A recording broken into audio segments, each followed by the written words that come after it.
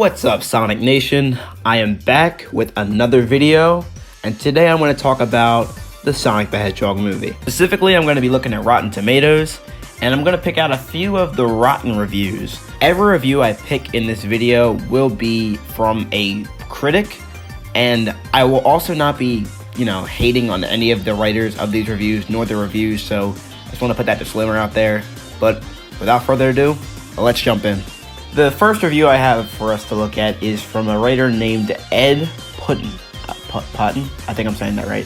But he's from Times UK, and he's a top critic.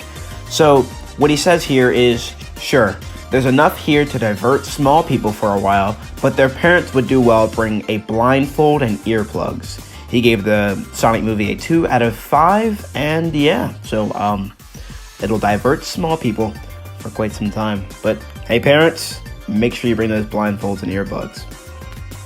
The next review I have here for us is from Sarah Mars from Laney Gossip.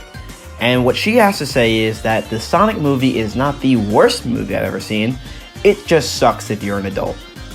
Again, the adult thing going on, I see the consistency between adults not liking or hating this film, I guess. The trend here seems to be bring a blindfold if you're over the age of 18. Next up, we have a review from Myles Early from The Ringer, and what they have to say is, unfortunately, it's more of a formulaic disappointment than a tragicomic masterpiece. Now, I looked up tragicomic for reference, and it says that tragicomic is the manifestation of both tragic and comic aspects, meaning that he's saying that the movie could have been, a tragedy, but still funny, rather than being just downright disappointing. Well, thank you, Myles Early. You educated me today with the word tragicomic. The next review I have here is from Annie Bundle, who's from NBC News Think, and what she says is, Sonic the Hedgehog is a film that works best without the Sonic character, which is to say it doesn't work very well at all. I've actually heard a similar complaint saying Sonic was the problem with the Sonic movie, even though, if you get rid of Sonic, then it's not really, what's the movie about? Okay, now this one's a fun one. This one is from Alcy Rengifio. I'm sorry if I messed that up. He's from Entertainment Voice. And what he says is, the voice acting is on point for the speedy little blue guy, and Jim Carrey brings his trademark mania, yet it's all at the service of a non-existent plot. I say this one is a fun one because I don't really understand, I understand completely the first part of the his review. I agree with that part. But at the service of a non-existent plot, I have to disagree, considering that the whole, how is there no plot? Are you saying the plot's not good? That's a different argument.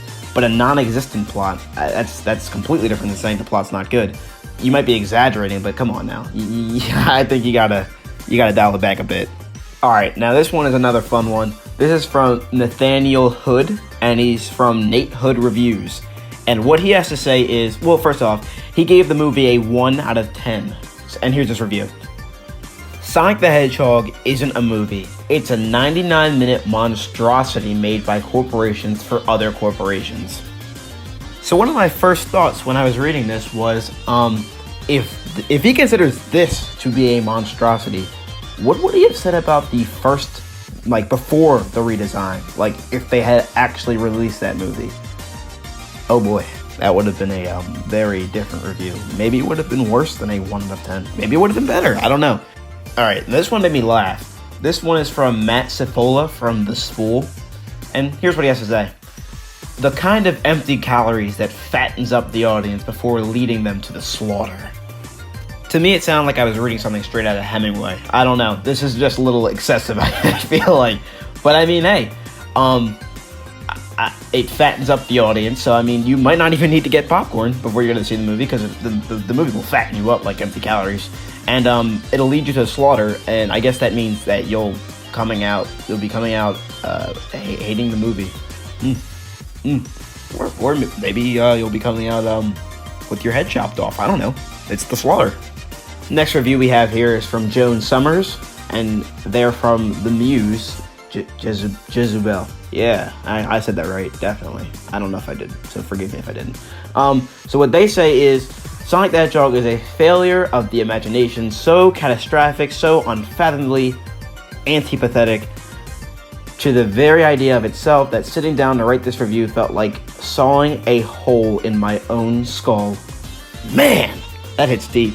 I don't know, guys. Like, this is like a poetry jam right here. This is insane. I don't know. This is crazy, guys. I mean, these reviews, like, they're starting to come at my soul. Like, I just want to snap after every review. The next review I have here is from Peter's. Okay, I don't want to say the last name because I'm going to mess that up so bad.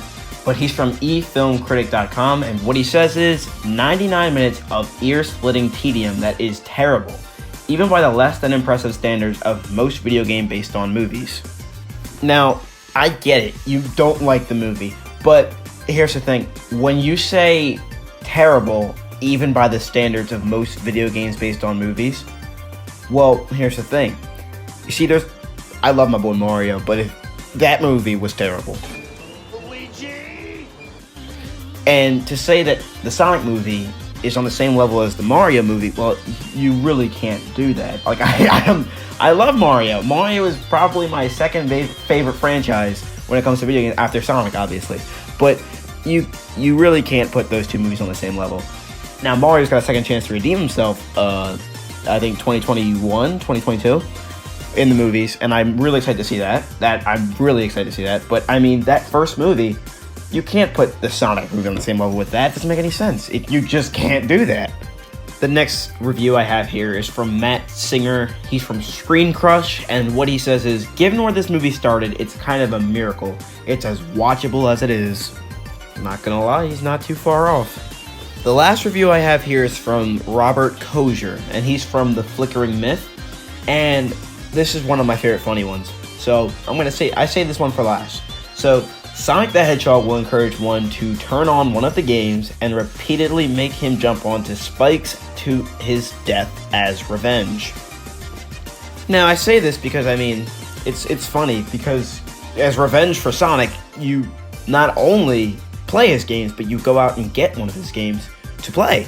So essentially, you're playing a Sonic game. So in a way, I think this is a positive. I mean, it's partially positive, partially negative, because you're playing a Sonic game. So hey, congrats to you. I'm glad the movie inspired you to go out and play a Sonic game, whether it be Forces or whether it be the first one. I mean, I don't care. It ranges in spades because, I mean, you're playing a Sonic game, and this movie encouraged you to do that. So you said it, your words. Sonic the Hedgehog will encourage you to turn on one of the games. So thank you. I'm glad to hear it. And every one of you reviewers, every one of you love reviewers, thank you for putting out your opinions. I greatly appreciate it because, I mean, hey, it's good to get different perspectives. I was just joking most of the time when I gave my feedback. So, I mean, hopefully none of my viewers take it to heart, like, oh my gosh, Sonicsta's just like, he's like not even open-minded. But I am. I don't really, like, I don't care. I like the movie. I don't care if anyone else didn't like the movie. I liked it, and I'm gonna go buy it, so that doesn't matter. But thank you for watching. Y'all have a nice day. Please like and subscribe. It'd be very nice of you. And also follow me on Instagram at Sonicsta. Peace.